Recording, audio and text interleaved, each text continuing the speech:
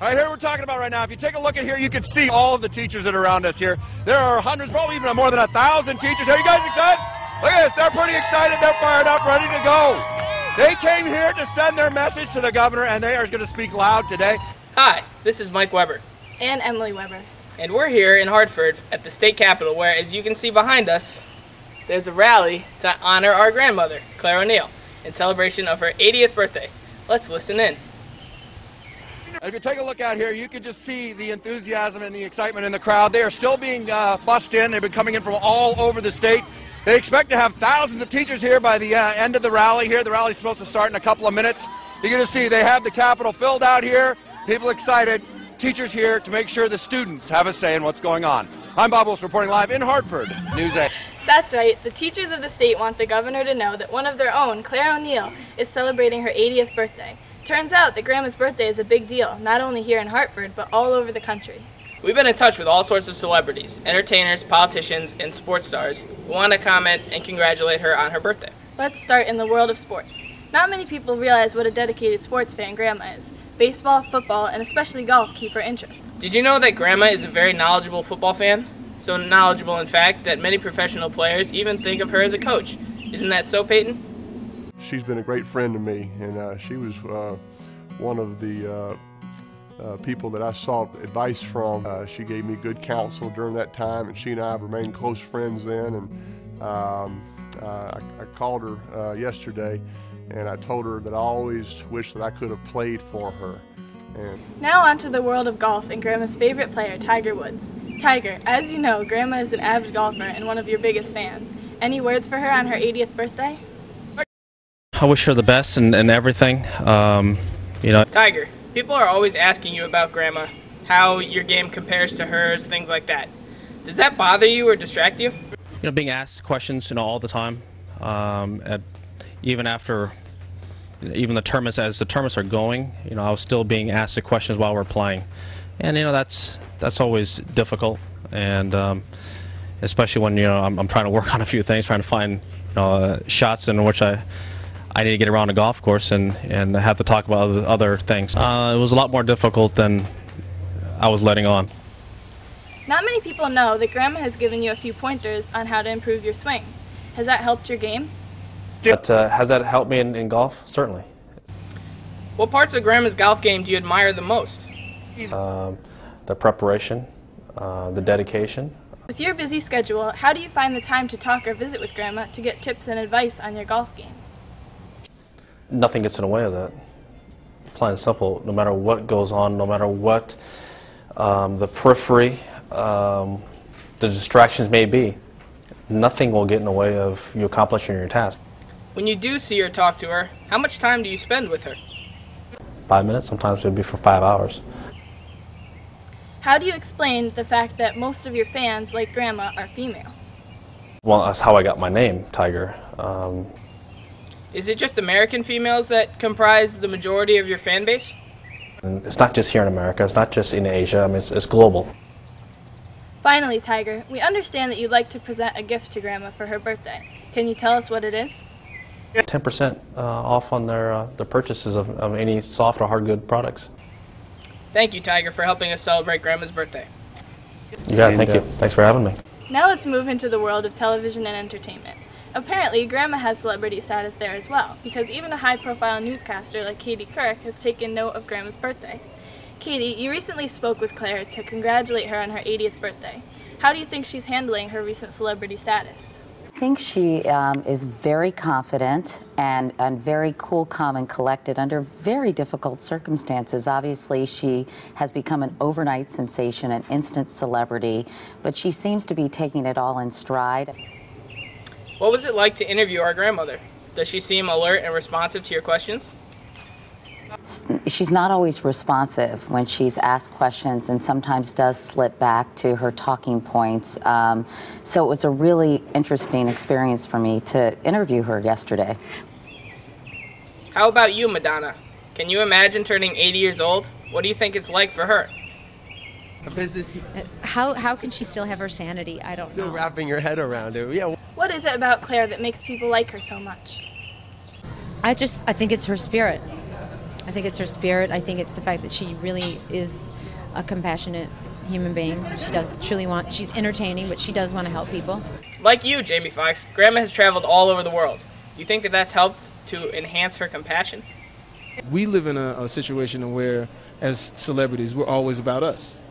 Here's a woman who's always been about everyone else, who's gone to all the dark corners of the world, saving women's lives or shining the light on a story that no one would ever have taken notice if she hadn't done it.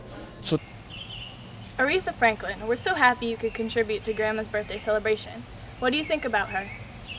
It was phenomenal.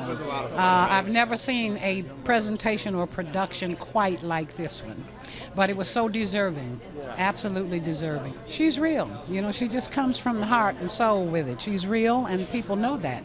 Tina Fey, apparently you've seen the interview that Katie Couric did with Grandma. What is your impression about how she handled Katie's questions, particularly the ones about taxes?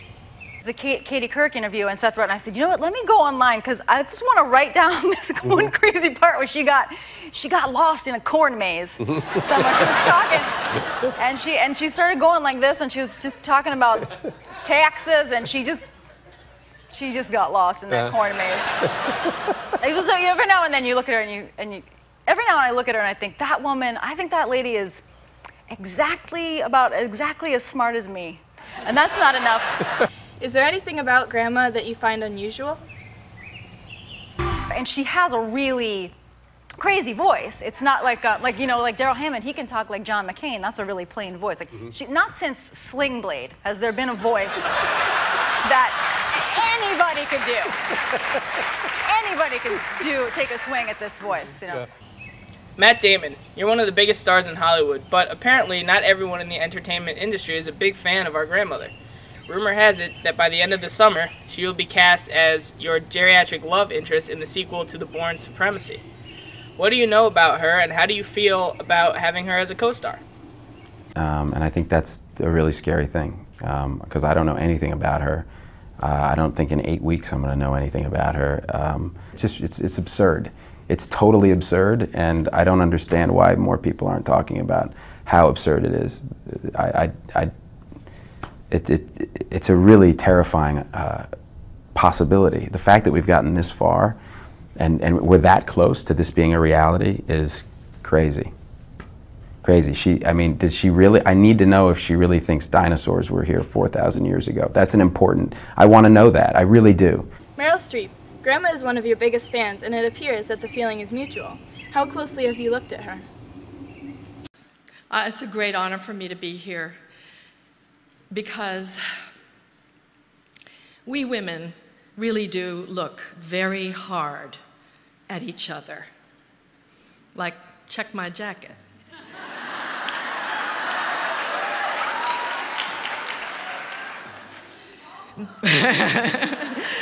We can be hard on each other, but we really look so deeply because we want inspiration. When you compare yourself to Grandma, what do you find? I find a lot of similarities. We're roughly the same age. We both have 2 brothers. Mine are annoying. We both grew up in middle-class homes with spirited, big-hearted mothers who encouraged us to do something valuable and interesting with our lives. We both went from public high schools to distinguished women's colleges. And we both called home collect from the dorm phone freshman year from those colleges saying, "I'm not as smart as the other girls here, I shouldn't be here." And both of our mothers said, "Don't be ridiculous. You're not a quitter." And we both went on to graduate school. You've heard Tina Fey comment on Grandma's voice. Do you concur?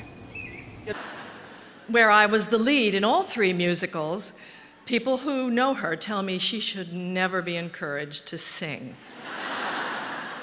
Regardless, she has turned out to be the voice of her generation.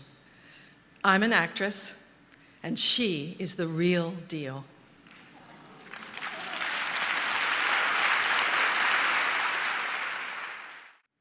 But But while we're busy relating to her, judging her, assessing her hair, her jackets, supporting her, worrying about her, is she getting enough sleep?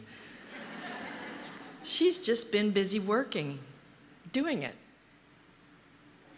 And the last thing I want to say is that it is not a simple job to be a role model.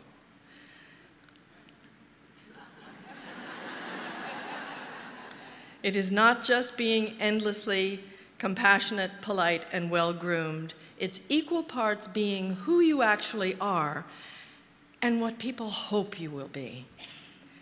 It's representing for all women our very best selves. It's an enormous burden to be placed on any sweetly pair of rounded shoulders. But that's what we ask of her. Now on to Grandma's favorite realm, the world of politics. Connecticut's senior Senator Joe Lieberman has some amusing memories to share. Senator Lieberman, you haven't spoken to Grandma for the last year or so, but comment if you could on your relationship with her. But in the conversations I've had with her, I haven't talked to her this year at all. She's very smart. Got very interested in education, you know, and the State Board of Education. We talked about that, and she was good enough to support me financially and politically in the 2006 general election. But Senator, both you and Grandma are very religious. Your rabbi recently asked you to do him a favor and share some prayers with her. Could you tell us about that? Do me a favor. You've got something in common with her that the rest of us don't have. So I said, "What's that, Steve?" He said, "You're both religious. So go in and talk to her, maybe pray with her." I said, "Jeez, give me a break."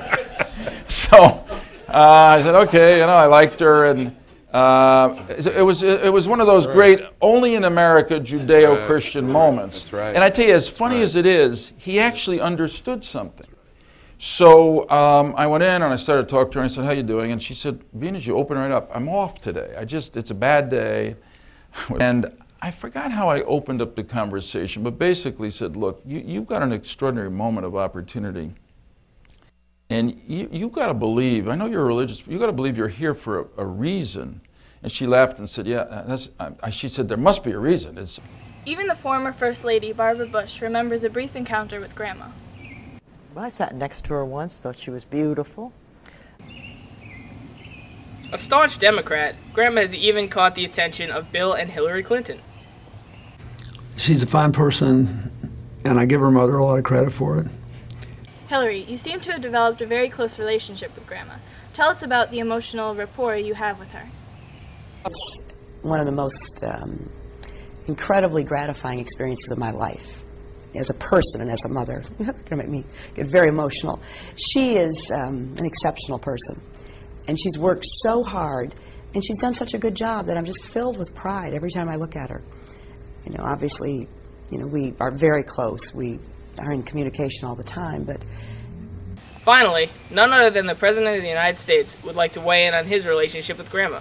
President Obama, you spoke with our grandmother on the phone and then met her in person. What's your impression? And she was very corporate and very proper on the phone. When I saw her, she was very crisp and professionally dressed and beautiful. Apparently you had some detailed, in-depth discussions with Grandma about political theories and issues. Do you think you were able to hold your own in these discussions? She had all these theories, and I basically knocked them down one after the other until finally, at that point, I thought, okay, I think I got something going here. It's going to be tough to try and top all the accolades and praise Grandma has gotten from all of these celebrities. Except Matt Damon, of course, but I never really liked him anyways. So we'll just say, Happy birthday, Grandma!